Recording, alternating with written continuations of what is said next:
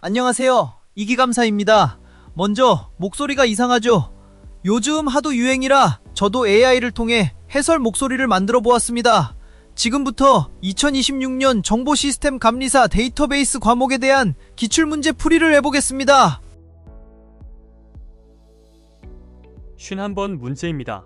이 문제는 자바 프로그램에서 데이터베이스에 접속하고 SQL을 실행하는 순서를 묻는 문제입니다. 핵심 키워드는 JDBC 실행 순서입니다. 먼저 자바 프로그램이 get 커넥션을 호출합니다. 쉽게 말해 데이터베이스에 연결하고 싶다고 요청하는 단계입니다. 그 다음 드라이버 매니저가 등록된 드라이버 중에서 알맞은 드라이버를 찾습니다. 예를 들어 오라클이면 오라클 드라이버, MySQL이면 MySQL 드라이버를 선택하는 식입니다. 그 다음 선택된 드라이버가 실제 데이터베이스와 네트워크 연결을 맺습니다. 연결이 끝나면 SQL을 실행하기 위한 스테이트먼트나 프리페어드 스테이트먼트 객체를 만듭니다. 마지막으로 DBMS가 SQL 문을 실행합니다. 그래서 순서는 다, 나, 라, 마, 가입니다. 이 문제의 핵심은 딱 하나입니다. JDBC는 연결 요청, 드라이버 선택, 실제 연결, SQL 객체 생성, SQL 실행 순서로 진행됩니다. 52번 문제입니다. 이 문제는 외래키 제약 조건에서 on, delete, restrict가 무엇을 의미하는지 묻는 문제입니다. 핵심 키워드는 삭제 제한입니다. 예를 들어 부서 테이블이 있고 직원 테이블이 있다고 해보겠습니다. 직원 테이블의 부서 번호는 부서 테이블의 부서 번호를 참조합니다. 그런데 어떤 직원이 10번 부서에 소속되어 있는데 부서 테이블에서 10번 부서를 삭제하면 어떻게 될까요? 직원은 아직 10번 부서를 바라보고 있는데 실제 부서 정보는 사라져 버립니다. 이런 문제를 막는 것이 바로 on, delete, restrict입니다. 리스트릭트는 부모 데이터를 자식 테이블이 참조하고 있으면 삭제하지 못하게 막습니다. 따라서 정답은 DEPT 테이블의 부서를 삭제하려 할 때 EMP 테이블에서 그 부서를 참조하고 있으면 삭제를 거절한다는 내용입니다. 핵심은 간단합니다. 리스트릭트는 참조 중이면 삭제 금지입니다.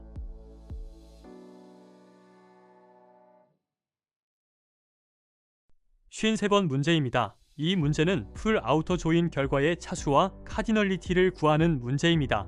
핵심 키워드는 두 가지입니다.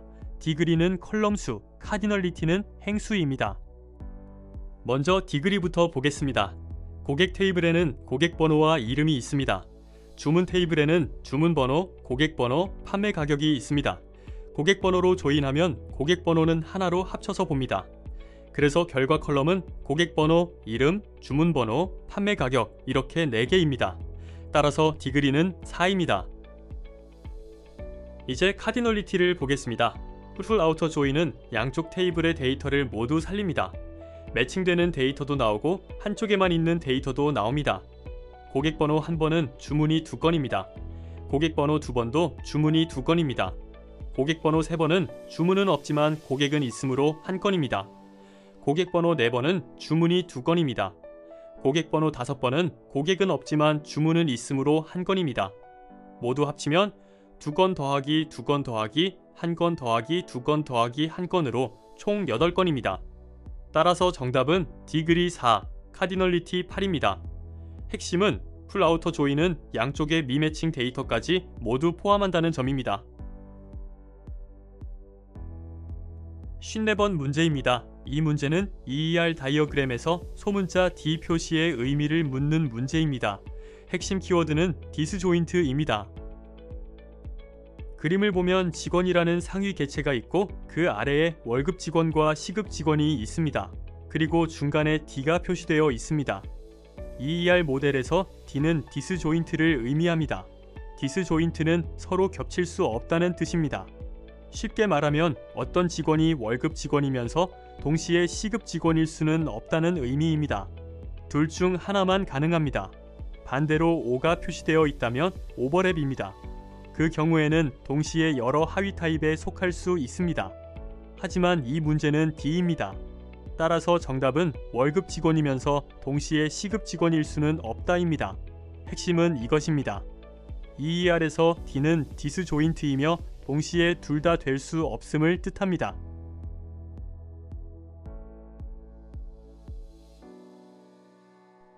55번 문제입니다. 이 문제는 SQL 집합 연산자 except all의 결과를 묻는 문제입니다. 핵심 키워드는 중복을 고려한 차집합입니다. except는 왼쪽 테이블에서 오른쪽 테이블에 있는 값을 빼는 연산입니다. 그런데 all이 붙으면 중복 개수까지 계산합니다. 문제에서 아래는 A1, A2, A2, A3가 있습니다. S에는 A1, A2, A4, A5가 있습니다. 이제 아래서 S를 빼보겠습니다. A1은 아래 하나 있고 S에도 하나 있습니다. 그래서 사라집니다. A2는 아래 2개 있고 S에 하나 있습니다. 그래서 하나만 빠지고 하나가 남습니다. A3는 아래만 있습니다. 그래서 그대로 남습니다. A4와 A5는 S에만 있으므로 아래서 뺄 대상이 아닙니다. 따라서 결과는 A2, A3입니다. 핵심은 except all은 값이 있냐 없냐만 보는 것이 아니라 개수까지 빼서 계산한다는 점입니다.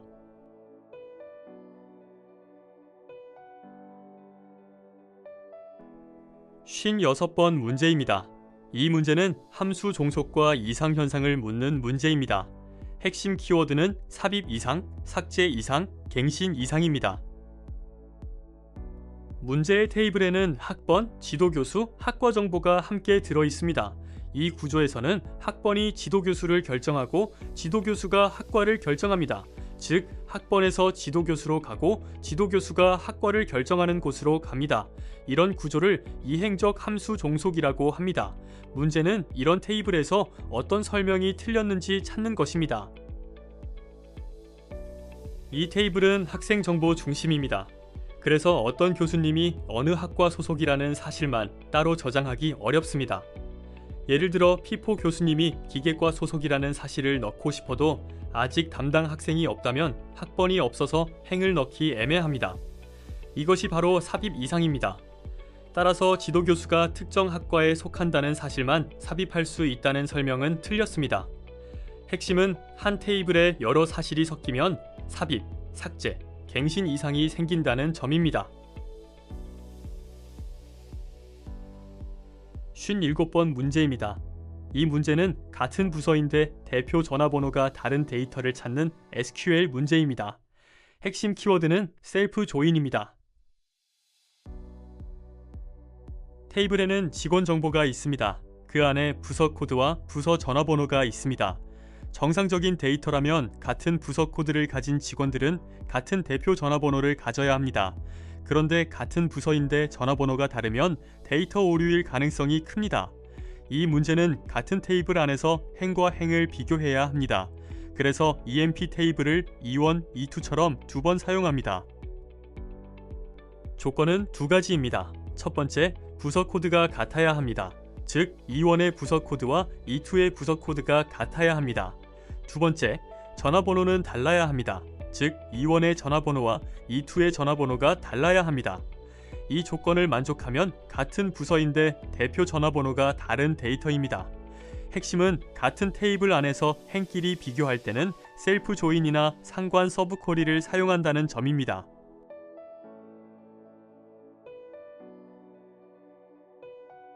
(58번) 문제입니다. 이 문제는 DBMS 기능과 SQL 문 분류를 묻는 문제입니다. 핵심 키워드는 DDL, DML, DCL입니다. 먼저 DDL은 데이터 정의어입니다. 테이블이나 스키마 같은 구조를 만들고 바꾸고 삭제할 때 사용합니다. 대표 명령어는 create, alter, drop입니다. DML은 데이터 조작어입니다. 실제 데이터를 조회하거나 입력하고 수정하고 삭제할 때 사용합니다. 대표 명령어는 select, insert, update, delete입니다. DCL은 데이터 제어어입니다. 권한을 부여하거나 회수할 때 사용합니다. 대표 명령어는 grant, revoke입니다. 문제에서 맞는 설명은 데이터 정의 기능을 설명한 가, 데이터 제어 기능을 설명한 다입니다. 주의할 점은 truncate입니다. 데이터를 지우는 것처럼 보이지만 일반적으로 DDL로 분류합니다.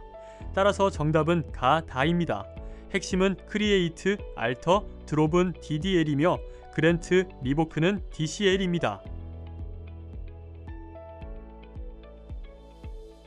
59번 문제입니다. 이 문제는 중첩 SQL과 올 조건을 해석하는 문제입니다. 핵심 키워드는 출판사별 평균과 올입니다. SQL의 첫 번째 조건은 각 도서의 가격이 같은 출판사의 평균 가격보다 비싼지를 확인하는 것입니다. 예를 들어 나산 출판사에는 데이터베이스와 알고리즘 책이 있습니다.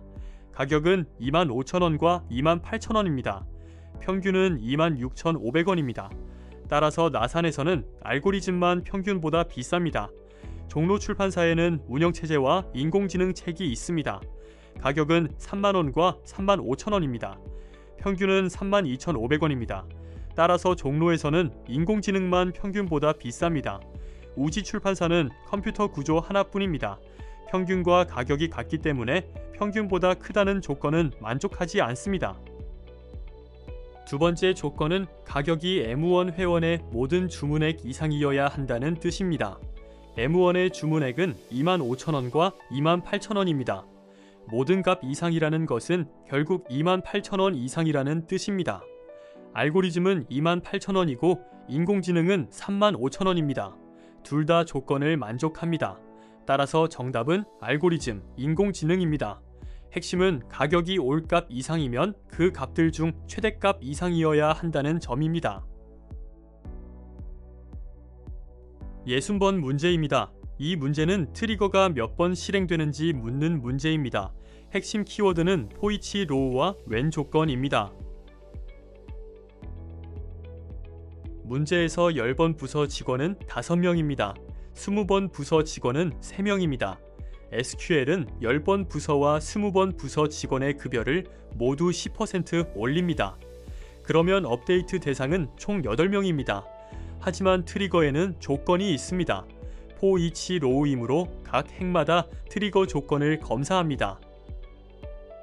그리고 웬 조건은 두 가지입니다. 첫 번째, 새 급여가 기존 급여보다 커야 합니다. 급여를 10% 올렸으므로 이 조건은 8명 모두 만족합니다. 두 번째, 새 부서 번호가 10번이어야 합니다. 이 조건은 10번 부서 직원 5명만 만족합니다. 따라서 트리거 액션은 5번 실행됩니다. 정답은 5건입니다. 핵심은 업데이트 대상 전체가 아니라 웬 조건을 만족하는 행만, 트리거가 실행된다는 점입니다. 61문제입니다. 이 문제는 not exist를 해석하는 문제입니다. 핵심 키워드는 조건에 맞는 행이 없을 때 참입니다. SQL은 R 테이블의 각 행을 기준으로 S 테이블을 검사합니다. 조건은 이것입니다. S 테이블에 같은 A 값을 가지면서 C가 C3인 행이 존재하지 않으면 R의 B 값을 출력합니다. 하나씩 보겠습니다. R에서 A가 1인 행은 S에 A가 1이고 C가 C3인 행이 있습니다. 그래서 제외됩니다. A가 2인 행은 S에 A가 2인 행은 있지만 C가 C3인 행은 없습니다. 그래서 B 값인 소문자 B가 출력됩니다. A가 3인 행도 마찬가지입니다. S에 A가 3인 행은 있지만 C가 C3인 행은 없습니다. 그래서 B 값인 소문자 C가 출력됩니다. A가 5인 행은 S에 A가 5이고 C가 C3인 행이 있습니다. 그래서 제외됩니다. 따라서 결과는 B와 C입니다. 핵심은 not exist는 찾아봤는데 없을 때 참이 된다는 점입니다.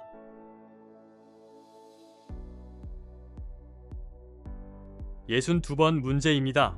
이 문제는 저장 프로시저와 트리거의 차이를 묻는 문제입니다. 핵심 키워드는 명시적 호출과 자동 실행입니다. 저장 프로시저는 사용자가 직접 호출하는 데이터베이스 내부 프로그램입니다. 예를 들어 콜 프로시저명처럼 직접 실행합니다. 또한 입력 파라미터를 받을 수 있고 출력 파라미터를 통해 값을 돌려줄 수도 있습니다. 반면 트리거는 사용자가 직접 호출하지 않습니다. 테이블에 인서트, 업데이트, 딜리트 같은 이벤트가 발생하면 DBMS가 자동으로 실행합니다. 예를 들어 직원 급여가 변경되면 자동으로 변경 이력을 남기도록 만들 수 있습니다. 그래서 저장 프로시저는 매개 변수를 통해 외부와 데이터를 주고받을 수 있다는 설명은 맞습니다. 또 저장 프로시저는 명시적으로 호출되고 트리거는 이벤트 발생 시 자동 실행된다는 설명도 맞습니다. 따라서 정답은 라입니다. 핵심은 프로시저는 호출하는 것이고 트리거는 이벤트에 자동 반응하는 것입니다.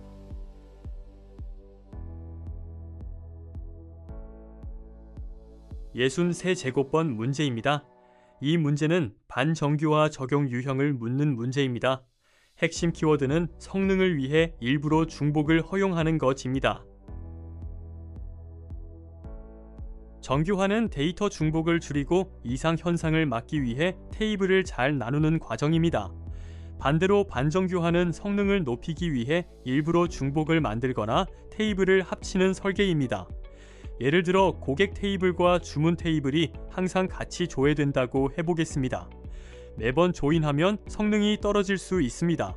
이때 주문 테이블에 고객명을 중복 저장하면 조인 없이 바로 조회할 수 있습니다. 이것이 반정규화입니다. 문제에서 맞는 설명은 두 가지입니다. 첫 번째, 테이블 병합은 조인 비용을 줄이기 위한 반정규화 방법입니다. 두 번째, 접근 경로를 줄이기 위해 부모 테이블의 컬럼을 자식 테이블에 중복시킬 수 있습니다. 따라서 정답은 라입니다. 핵심은 반정규화는 조회 성능을 위해 병합과 중복을 허용하는 설계라는 점입니다. 64번 문제입니다. 이 문제는 관계대 수식들이 서로 같은 의미인지 판단하는 문제입니다. 핵심 키워드는 and와 or의 차이입니다. 관계대수에서 조건이 and로 연결되어 있으면 조건을 나누어서 적용해도 같은 결과가 나올 수 있습니다. 예를 들어 A는 3이고 F는 9다라는 조건은 두 조건을 모두 만족해야 합니다. 먼저 A가 3인 데이터를 고르고 그 다음 F가 9인 데이터를 골라도 됩니다. 하지만 or는 다릅니다.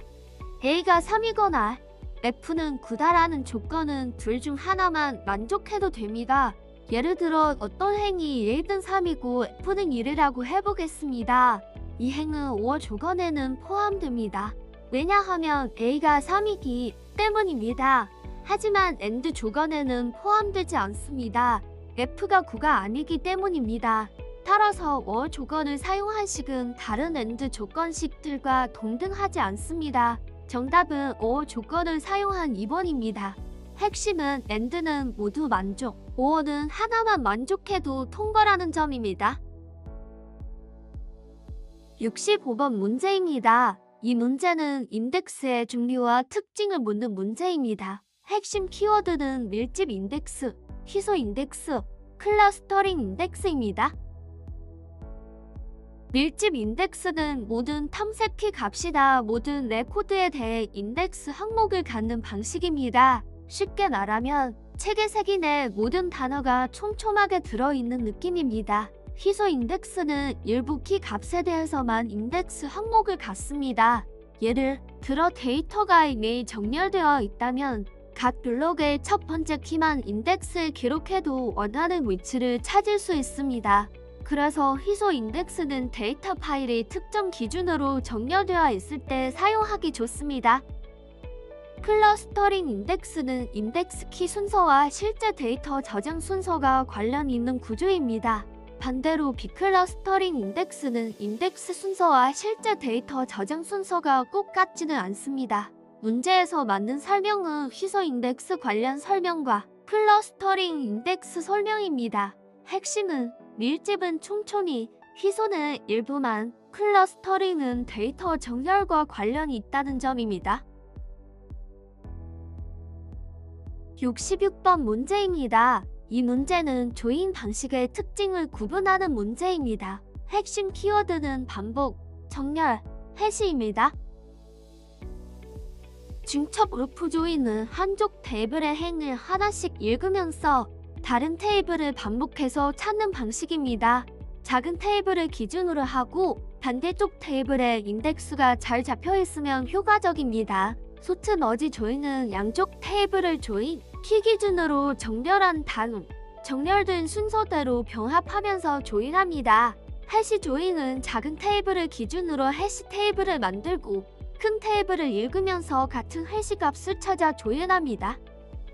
해시 조인은 특히 대량 데이터의 동등 조인에 강합니다. 여기서 동등 조인이란 A 값과 B 값이 같다처럼 등호 조건으로 조인하는 것입니다. 또 해시 조인은 메모리에 해시 테이블을 만들지만 메모리가 부족하면 디스크 임시 영역을 사용할 수 있습니다. 따라서 맞는 설명은 다 나입니다. 핵심은 해시 조인은 대량 데이터의 등호 조인에 강하다는 점입니다. 67번 문제입니다. 이 문제는 시스템 카탈로그에 대한 설명 중 틀린 것을 찾는 문제입니다. 핵심 키워드는 메타데이터 저장소입니다. 시스템 카탈로그는 DBMS가 관리하는 데이터베이스 정보입니다. 예를 들어 어떤 테이블이 있는지, 컬럼은 무엇인지, 인덱스는 무엇인지, 제약 조건은 무엇인지, 사용자는 어떤 권한을 갖고 있는지 같은 정보가 들어 있습니다. 쉽게 말하면 데이터베이스의 내부 안내서입니다. SQL을 실행할 때 DBMS는 시스템 카탈로그를 참고합니다. 예를 들어 EMP 테이블을 조회하면 DBMS는 먼저 EMP 테이블이 있는지, 컬럼은 무엇인지, 사용할 수 있는 인덱스가 있는지 확인합니다. 그리고 create, alter, drop 같은 명령이 실행되면 시스템 카탈로그도 자동으로 갱신됩니다. 문제에서 틀린 것은 시스템 로그를 SQL 표준의 가상 스키마처럼 설명한 부분입니다. 메타데이터 조회와 관련된 표준적인 개념은 일반적으로 인포메이션 스키마입니다.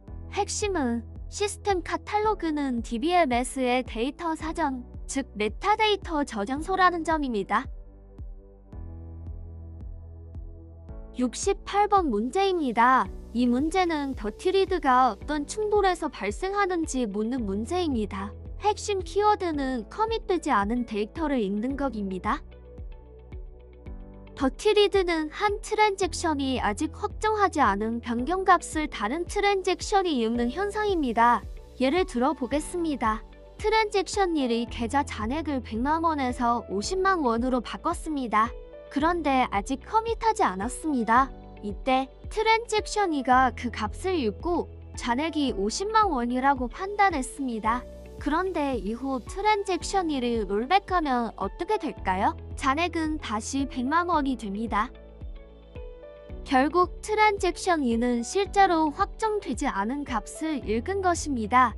이것이 더티리드입니다. 이 상황은 한 트랜잭션이 먼저 쓰고 다른 트랜잭션이 그 값을 읽을 때 발생합니다. 따라서 더티리드는 라이트리드 충돌입니다. 핵심은 더티리드는 커밋 전 라이트 값을 다른 트랜잭션이 리드하는 현상입니다. 69번 문제입니다. 이 문제는 2단계 로킹에서 락 포인트가 어디인지 묻는 문제입니다. 핵심 키워드는 마지막 락 획득 시점입니다.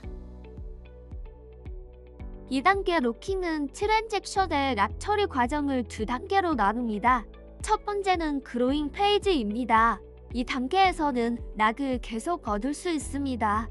두 번째는 슈링킹 페이지입니다. 이 단계에서는 락을 해제만 할 수 있습니다. 중요한 규칙은 이것입니다. 한번 락을 해제하기 시작하면 그 이후에는 새로운 락을 얻을 수 없습니다. 락 포인트는 트랜잭션이 필요한 락을 모두 획득한 시점입니다. 다르게 말하면 락 개수가 가장 많아지는 순간입니다. 또는 마지막 락을 획득한 직후라고 볼 수 있습니다. 문제 그림에서 이 지점은 소문자 C입니다. 따라서 정답은 C입니다. 핵심은 락 포인트는 락을 가장 많이 들고 있는 순간, 즉 마지막 락 획득 시점입니다. 70번 문제입니다. 이 문제는 접근 제어 모델을 구분하는 문제입니다. 핵심 키워드는 맥, 댓, f잭입니다. 먼저 맥은 강제적 접근 제어입니다. 사용자와 데이터의 보안 등급을 부여하고 중앙 정책에 따라 접근을 통제합니다. 예를 들어 군사 보안처럼 탑 시크릿, 시크릿, 컨피덴셜 같은 등급을 기준으로 접근을 제한하는 방식입니다. 덱은 임의적 접근 제어입니다. 데이터의 소유자가 다른 사용자에게 권한을 줄 수 있습니다. SQL에서는 그랜트와 리부크가 대표적입니다. 예를 들어 어떤 사용자에게 셀렉트 권한을 주고 싶으면 그랜트를 사용합니다. f잭은 리셋 접근 제어입니다. 같은 테이블이라도 사용자 조건에 따라 볼 수 있는 행위나 컬럼을 다르게 제한할 수 있습니다. 예를 들어 서울 지점 직원은 서울 고객 데이터만 보고 부산 지점 직원은 부산 고객 데이터만 보게 하는 방식입니다. 문제에서 만든 설명은 나입니다. 핵심은 맥은 등급 기반, 덱은 소유자 권한 기반, f잭은 세밀한 조건 기반 제어라는 점입니다. 71번 문제입니다. 이 문제는 검색 성능 평가 지표인 프리시전, 즉 정확도를 계산하는 문제입니다. 핵심 키워드는 검색된 값 중 만든 것의 비율입니다. 프리시전 공식은 간단합니다. 검색 결과 중 관련 문서 수를 전체 검색 결과 수로 놔두면 됩니다. 문제에서는 P3, P4, P5를 구합니다. 이 말은 상위 3개, 상위 4개, 상위 5개 결과를 봤을 때 정확도가 얼마인지 계산하라는 뜻입니다. 상위 3개 문서는 모두 관련 문서입니다. 그래서 P3는 3 나누기 3으로 즉 100%입니다. 상위 4개를 보면 관련 문서는 3개이고 전체는 4개입니다. 그래서 P4는 3 나누기 4로 즉 75%입니다. 상위 5개를 보면 관련 문서는 3개이고 전체는 5개입니다. 그래서 P5는 3 나누기 5로 즉 60%입니다. 따라서 정답은 100, 75, 60입니다. 핵심은 프리시전은 내가 찾은 결과 중에서 진짜 맞는 것이 얼마나 되는가를 보는 지표입니다. 72번 문제입니다. 이 문제는 데이터 마이닝 유형 중 군집에 해당하는 사례를 찾는 문제입니다. 핵심 키워드는 비슷한 것끼리 묻기입니다. 데이터 마이닝에는 여러 유형이 있습니다. 연관 분석은 같이 발생하는 항목을 찾는 것입니다.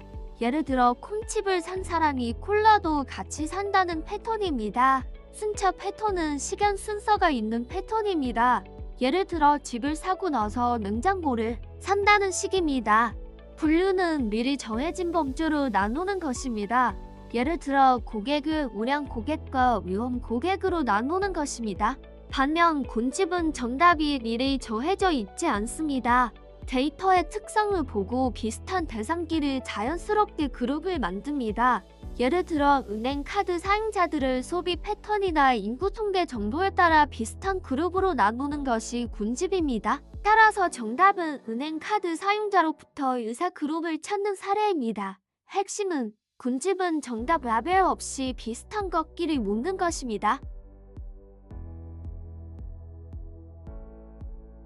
73번 문제입니다. 이 문제는 분산 시스템의 캡 정리를 묻는 문제입니다. 핵심 키워드는 일관성, 다용성, 분할 감내성입니다. 캡에서 C는 일관성입니다. 모든 모드가 같은 데이터를 보여주는 성질입니다. A는 다용성입니다. 요청이 오면 시스템이 계속 응답하는 성질입니다. P는 분할 감내성입니다. 네트워크가 끊겨도 시스템이 견디는 성질입니다. 분산 시스템에서는 네트워크 분할이 발생했을 때 일관성과 다용성을 동시에 완벽하게 만족하기 어렵습니다. 첫 번째 상황은 네트워크가 나뉘어도 각 파티션이 계속 응답하는 경우입니다. 이 경우 다용성은 유지됩니다. 하지만 서로 다른 값을 읽을 수 있으므로 일관성은 깨질 수 있습니다. 이것은 AP입니다. 즉, 다용성과 분할 감내성을 선택한 것입니다. 두 번째 상황은 일관성을 지키기 위해 일부 파티션의 요청을 막는 경우입니다. 이 경우 일관성은 지키지만 일부 요청에는 응답하지 못하므로 다용성을 포기합니다. 이것은 CP입니다. 즉, 일관성과 분할 감내성을 선택한 것입니다. 핵심은 계속 응답하면 AP, 일관성을 위해 일부를 막으면 CP입니다. 74번 문제입니다. 이 문제는 베미드스 설명이 어떤 기능을 구현하는지 묻는 문제입니다. 핵심 키워드는 단어에서 문서 번호 목록으로 가는 구조입니다.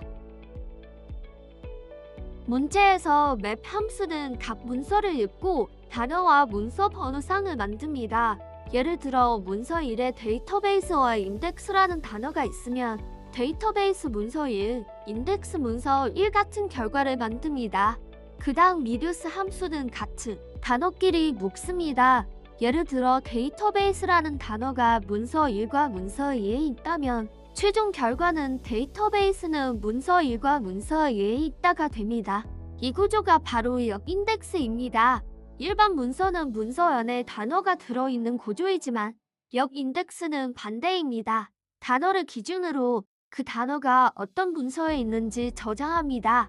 검색 엔진이 빠르게 검색할 수 있는 이유가 바로 이 구조 때문입니다. 따라서 정답은 역인덱스입니다. 핵심은 단어별 문서 번호 목록을 만들면 역인덱스라는 점입니다. 75번 문제입니다. 이 문제는 ER 스키마를 관계 모델로 변환하는 문제입니다. 핵심 키워드는 약한 개체, 식별 관계, 부분키입니다. 그림에서 유언은 일반 개체입니다. 이원에는 기본키 PK1과 속성 의원이 있습니다. 반면 E2는 이중 사각형으로 표현되어 있습니다. 이중 사각형은 약한 개체를 의미합니다. 약한 개체는 자기 혼자만으로는 완전한 기본키를 만들 수 없습니다. 그래서 주인 개체의 기본키를 함께 가져와야 합니다. E2에는 K라는 부분키가 있고 A2라는 일반 속성이 있습니다. 이원과 E2 사이의 관계 R은 식별 관계입니다. 즉, E2는 이원에 의존해서 존재합니다. 관계 모델로 변환하면 이원은 그대로 릴레이션이 됩니다. 이원은 PK1과 A1을 가집니다. E2는 약한 개체이므로 이원의 기본키 PK1을 가져옵니다. 그리고 자신의 부분키 K와 속성 A2를 포함합니다. 그래서 E2는 PK1, K, A2를 가집니다. 이때 E2의 기본키는 PK1과 K를 합친 복합키입니다. 따라서 정답은 E1은 PK1과 E1, E2는 PK1, K, A2 구조입니다. 핵심은 약한 개체는 주인 개체의 기본키를 가져와서 자신의 부분키와 합쳐 기본키를 만든다는 점입니다.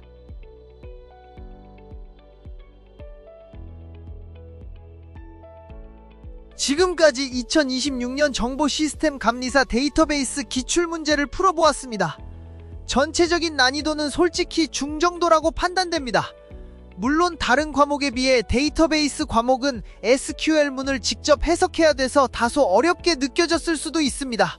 그러나 올해 시험이 전반적으로 쉽게 출제되어 난이도는 작년에 비해 비슷하거나 낮다고 판단됩니다. 이번 기출풀이는 전반적으로 다양한 AI 툴을 활용하여 기출풀이를 해봤습니다. 그리고 다음에 시간이 되면 다른 과목들에 대해서도 정리하여 동영상으로 올려보겠습니다. 지금까지 이기감사였습니다. 수고하셨습니다.